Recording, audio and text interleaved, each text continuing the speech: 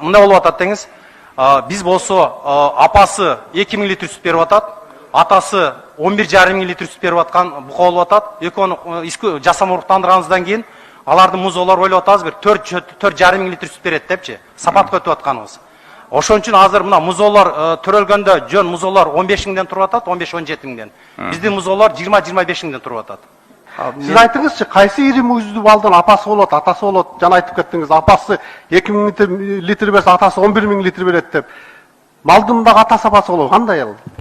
Апасы Иссык-Кульская, Алатауская порода. Апасы, атасы болсо Сиздин кесибиңиз ким? Мен агроном по карбопроизводству.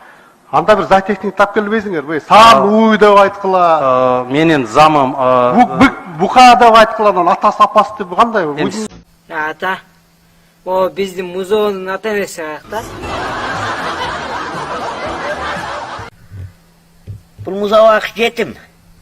Биз эми кийинки жумада базарга барып бир музоо сатып алышыбыз керек. Ата энеси менен кошочу.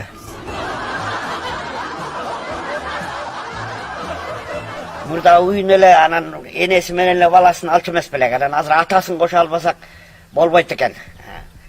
Азыр жана атасынан дагы сүт чыгап турбайбы? Кандай болуп атыптыр го, букалардан да сүт чыгып атыптыр го, ошону айтып атышпайбы? Бир атасын, энесин кошуп туруп алалы. Коюңузчу ата. Ушу букадан сүт чыкмак беле. Букадан сүт чыгабы дейсиң да? Чыгат деп айтып атышпайбы?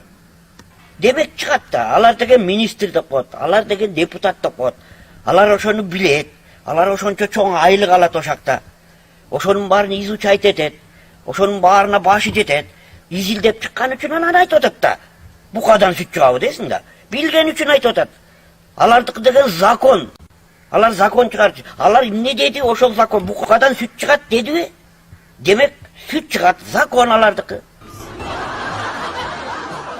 Демек ал букадан сүт чыгат дегенден кийин балким алар ошо буканын сүтүн ооз тийип көрүштү.